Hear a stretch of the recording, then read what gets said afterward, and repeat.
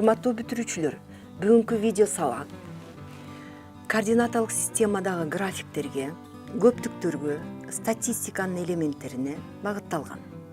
Анда эмесе биринчи тапшырмага көңүл буруңуздар. Альфа компаниясынын акцияларынын биржалык наркынын январь-июль айларындагы өзгөрүү графиги берилген. Тапшырма: эгер Нурлан мартта 100 акция сатып алса, анда ал июндүн бул акцияларына сатып канча сом киреше алган? Чыгаруу: бул координаталык системада горизонталдуу түз сызыкта айлар белгиленген, ал эми вертикалдуу түз сызыкта бир акциянын наркы сом менен берилген.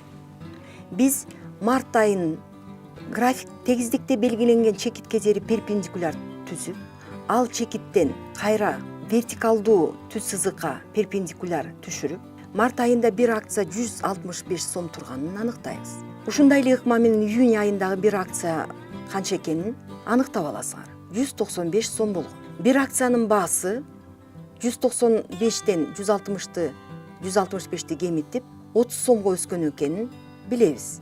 Ал эми Нурлан 100 акцияны сатып алгандыгын, канча киреше алгандыгын 30га көбөйтүп 3000 сом киреше алганын аныктайбыз. Демек туура жообу Г. Экинчи тапшырма: арыш ушул сандар жыйындысынын эң чоңу менен эң кичинесинин айырмасы катары аныкталат деген бизге статистикадагы түшүнүккө аныктама берилген. Бул аныктаманын жардамы менен төмөндөгү тапшырманы аткарабыз. Эгерде 2, 5, 9, 16 X сандары жыйындысынын арышы 15ке барабар болсо, анда төмөн жакта берилгендердин кайсынысы X'тин мааниси болушу мүмкүн? Чыгаруу: 2, 5, 9, 16 X сандар жыйындысынын эң чоңу 16, эң кичинеси 2 деп алсак, анда алардын айырмасы 15ке барабар эмес. Демек, бул туура эмес. Сандар жыйындысынын эң чоңу деп X'ти белгилеп алсак, анда X кемиткен 2 барабар 15, X'ти 17 деп билебиз. Бирок сандар жыйындысынын эң кичинеси да болушу мүмкүн. Анда X'ти эң кичинеси деп алып, 16 кемитүү X барабар 15 деп теңдеме түзүп алып, X'ти 1 деп аныктайлык. Бирок тапшырманын талабында төмөн жакта берилгендердин кайсынысы X'тин мааниси болушу мүмкүн деген суроо коюлган. Эгерде тапшырманын башка туура жооптору болсо, суроо ушул сыяктуу коюлат. Жооптордун варианттары арасында бир саны жок болгондуктан туура жообун 17 деп алабыз. Демек туура жообу Б деп белгилейбиз. Үчүнчү тапшырма: эгерде мергенчи жана балыкчы клубунун бардык мүчөлөрүнүн ичинен 38 киши балыкчылык, 34 киши мергенчилик, 16 киши балыкчылыкта мергенчиликте кылышса, анда бардыгы болуп ошол клубда канча киши бар? Чыгаруу: биринчи ыкмага көңүл буралык. Балыкчылык кылган кишилерди Б көптүгү, мергенчилик кылган кишилерди М көптүгү менен белгилейли. Анда Б көптүгүнүн саны 38 деп, М көптүгүнүн саны 34 деп, ал эми Б көптүгү менен М көптүгүнүн кесилишин 16 деп белгилеп алабыз. Бизге Б көптүгү менен М көптүгүнүн биригүүсүнүн саны аныкташыбыз керек. Биригүүнүн формуласынын негизинде слайдда бул формула келтирилген. 38ге 34тү кошуп, 16ны кемитип 56 деп табабыз. Демек туура жообу Г.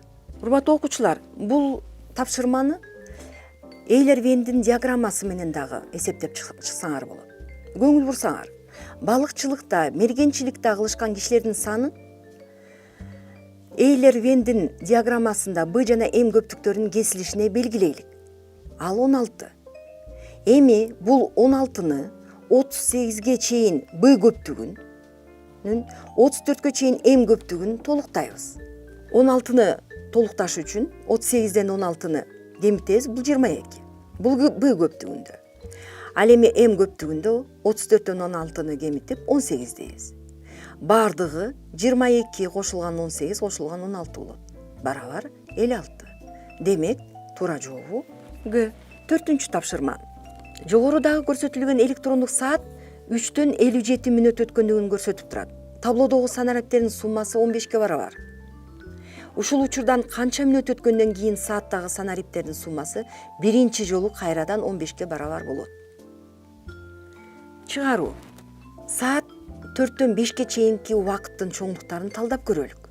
Мүнөттөрдө көрсөткөн санариптердин суммасы 11 болуш керек. Анткени 11ге биз 4-тү кошобуз. Булар 2 менен 9-дун суммасы, 3 менен 8-дин суммасы, 4 менен 7-нин, 5 менен 6-нын.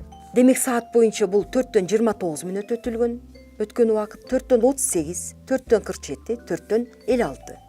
Биринчи жолу кайрадан 15ке барабар болгон убакыт бул 4-төн 29 мүнөт өткөн убакыт. Демек 4-төн 29 өткөн убакыт жана 3-төн 57 мүнөт өткөн убакыттын айырмасын табабыз. Бул 32 мүнөт. 32 мүнөт өткөндөн кийин сааттагы санариптердин суммасы биринчи жолу кайрадан 15ке барабар болот. Туура жообу Б. 5-чи тапшырма.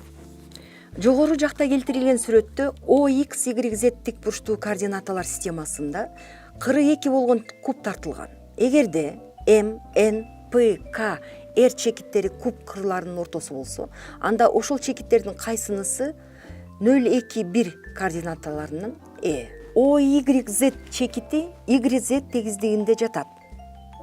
X 0-гө барабар болгондуктан 0, 2, 1 чекити YZ тегиздигинде жатат экен. Сүрөттө көрсөтүлгөндөй, кубтун R жана K чекити бул тегиздикке тийиштүү. Булардын X координаталары 0-гө барабар болгондуктан биз Y жана Z координаталарын аныктайлык. R'дики бул Y-и 1, Z-и 2-ге барабар. Ал эми K чекитинин ушул тегиздиктеги тиешелүү координаталары YZ 2-ге барабар, Z 1-ге барабар. Демек K чекити 0, 2, 1 деген координаталарына ээ. Туура жообу Г. Балдар, ушул эле тапшырманы силер 0, 2, 1 чекитин түзүү жол менен дагы аныктабасаңар болот. Урматтуу бүтүрүүчүлөр, силердин буга чейинки, мындан кийинки аракеттериңерге ийгилик каалайм. Математика боюнча негизги тестти максималдуу балл алышыңарга тилектешмин. Саламатта калгыла.